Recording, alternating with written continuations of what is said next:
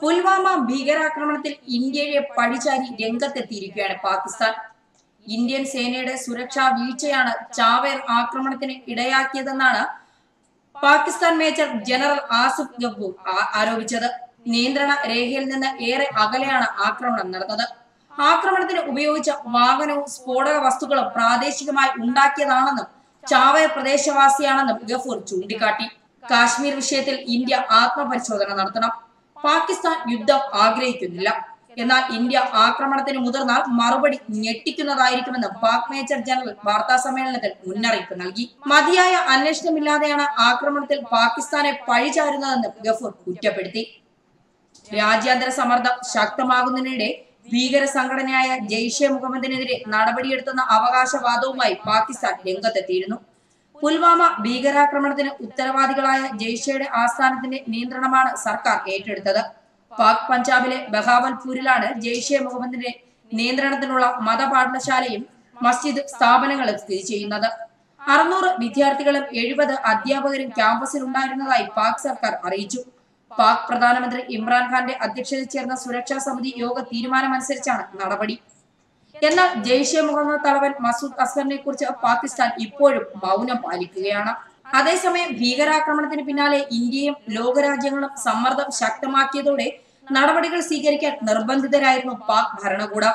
ജെയ്ഷെ മുഹമ്മദ് ഭീകര സംഘടനയുടെ ഭവൽപൂരിലുള്ള ആസ്ഥാനത്തിന്റെ നിയന്ത്രണം പാകിസ്ഥാനിലെ പഞ്ചാബ് പ്രവിശ്യ ഭരണകൂടം ഏറ്റെടുത്തതായി വാർത്താ ഏജൻസി റിപ്പോർട്ട് ചെയ്തു. പാക് പഞ്ചാബ് ഭരണകൂടം ജെയ്ഷെ ആസ്ഥാനത്തിന്റെ നിയന്ത്രണം ഏറ്റെടുത്ത വിവരം പാക് ആഭ്യന്തര മന്ത്രാലയം പ്രസ്താവനയിലൂടെയാണ് അറിയിച്ചത്.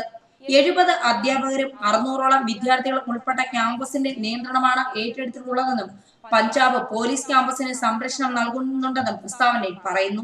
പുൽവാമ ഭീകരാക്രമണത്തെ UN രക്ഷാസമിതി അപലപിച്ചതിന് തൊട്ടു പിന്നാലെയാണ് നടപടി. ജെയ്ഷെ ഭീകര സംഘടനയുടെ പേര് എടുത്തു പറഞ്ഞാണ് രക്ഷാസമിതി ഭീകരാക്രമണത്തെ അപലപിച്ചത്. പ്രസ്താവന വൈകിക്കാൻ ചൈനയും പാകിസ്ഥാനും നടത്തിയ നീക്കങ്ങൾ പരാജയപ്പെട്ടിരുന്നു.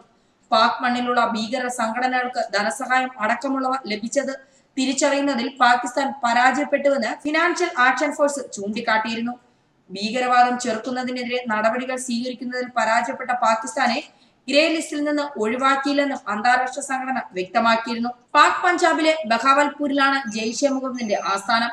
കാര്യങ്ങൾ നോക്കി നടത്തുന്നതിനായി ജെയ്ഷെ ക്യാമ്പസിൽ അഡ്മിനിസ്ട്രേറ്ററെ നിയമിച്ചതായി സർക്കാർ അറിയിച്ചു.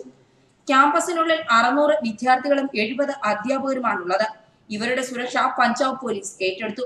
മുംബൈ ഭീകരാക്രമണത്തിന്റെ സൂത്രധാരൻ ഹാസിദ് സയ്യിദിന്റെ നേതൃത്വത്തിലുള്ള ജമാ അത്തുദവയെ കഴിഞ്ഞ ദിവസം നിരോധിച്ചതിന് പിന്നാലെയാണ് പാകിസ്ഥാന്റെ ഈ നടപടിയും.